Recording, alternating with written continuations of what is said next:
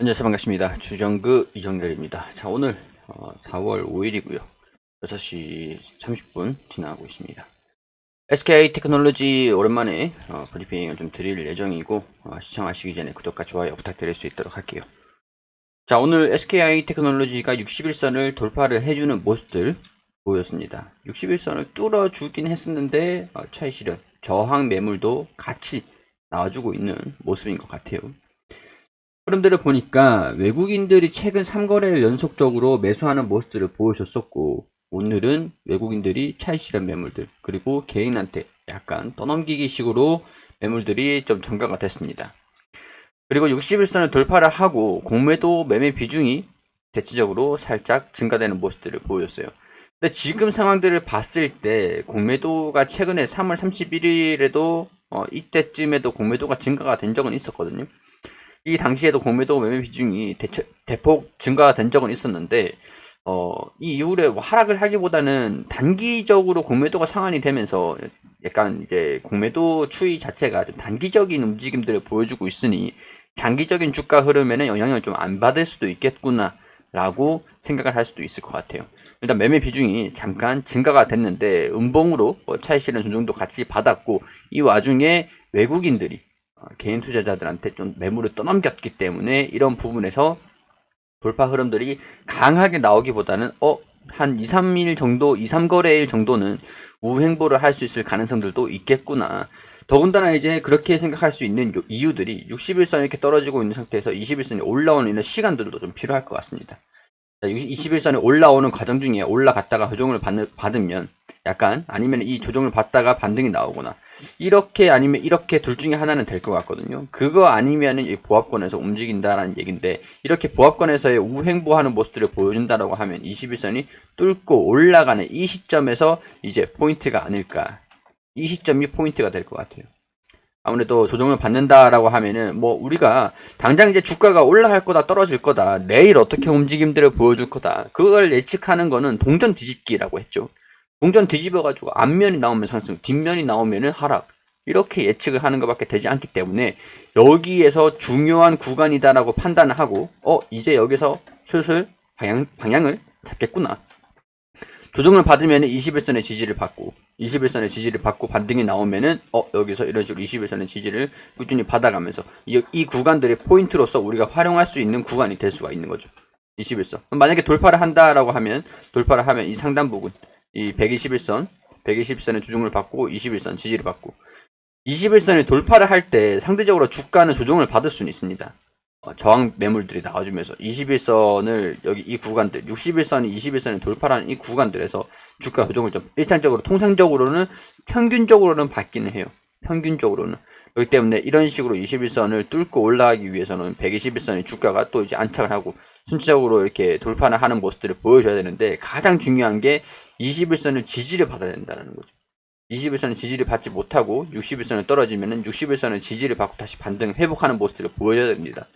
그러니까 우리가 중요한 게 21선, 61선, 61선도 이렇게 돌아설 거고 121선도 이렇게 있으니 이 안에서 주가가 어떤 영향들을 받을 것이냐, 이런 것들을 확인을 하면서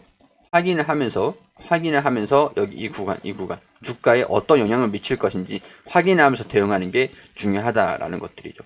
자, 그 당장 돌파를 해가지고 조정을 받을 가능성들이 없는 건 아니죠. 공매도가 바로 또 상환되는 모습들, 이때 당시에도 공매도가 증가가 됐다가 바로 또 상환이 됐어요. 이렇게 늘어났다가 줄어났다가 합니다. 그렇기 때문에 이 매매에 대한, 공매도에 대한 비중들, 그런 것들도 같이 보시면 됩니다. 공매도 세력이라든가 외국인 세력들 같은 경우에서 기관도 물론 마찬가지고, 주식이라는 시장 안에서는 절대적인 건 없어요. 누구 하나 뭐 신의 영역에 다가서는 뭐 그런 세력이라는 주체는 없습니다.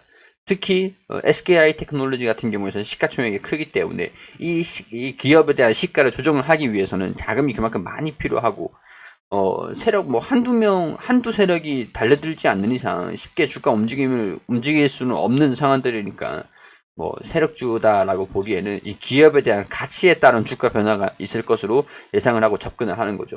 자, 그러면 기업에 대한 가치 어떻게 될 것이냐? 그럼 실적을 봐야겠죠. 자, 이 실적, 단기 순이익당 영업이익, EPS 1394원을 반영을 하고 있기 때문에 지금 PER은 90배, PER이 90배 정도 형성을 하고 있습니다. 근데 이번 연도 2022년도에는 892억에서 1900억으로 증가가 될 거다라고 보고 있잖아요. 당기 순이익도 950억에서 1280억으로 증가가 될 것이다 라고 보고 있는 상황들이잖아요. 그렇기 때문에 주식 수에 대한 변화가 없다라고 가정을 했을 때 EPS에 대한 전망은 2,000원대로 1394원에서 2128원으로 증가가 된다라고 보는 거죠. 자, 그렇게 됐을 때 언제 증가세를 보여줄 것이냐, 이건 우리가 시기적인 부분들을 보는 거거든요. 주가에 언제 반영이 있을 것이냐. 자, 지금 이제 4분기 그리고 1분기, 이제 1분기는 지나갔습니다. 이제 2분기에 접어들지만 1분기 실적은 2분기 한 5월 중순쯤에 발표가 될 거예요. 5월 중순쯤에. 자, 그러면은 1분기까지는 영업이익이 대폭 증가되는 모습들을 보여주지는 못할 거다라고 전망을 하고 있잖아요. 그러면은 이전에 400억 정도를 내고 있었던 상황들인데, 그리고 2분기에 영업이익이 쭉 떨어지긴 했지만 점진적으로 반등이 나오긴 했는데 이전 수치만큼은 모자라다라는 거죠. 400억 정도, 400억이 여기였다라고 하면은 쭉 떨어졌다가 0까지 떨어졌다가 다시 59억 그리고 278억까지 절반 정도까지는 회복을 하겠다. 근데 3분기가 돼야 이때까지 이전의 실적을 돌파를 할 것이다. 3분기가 돼야 한 이쯤 되겠네요. 이쯤 때 되겠네요. 그래프를 봤을 때. 자, 그러면 실적, 이 주가 추이를 보면 지금 여기에서 1분기잖아요. 1분기. 여기가 지금 1분기잖아요. 이 구간까지 3월까지. 자, 1, 2, 3월까지. 자, 1분기죠.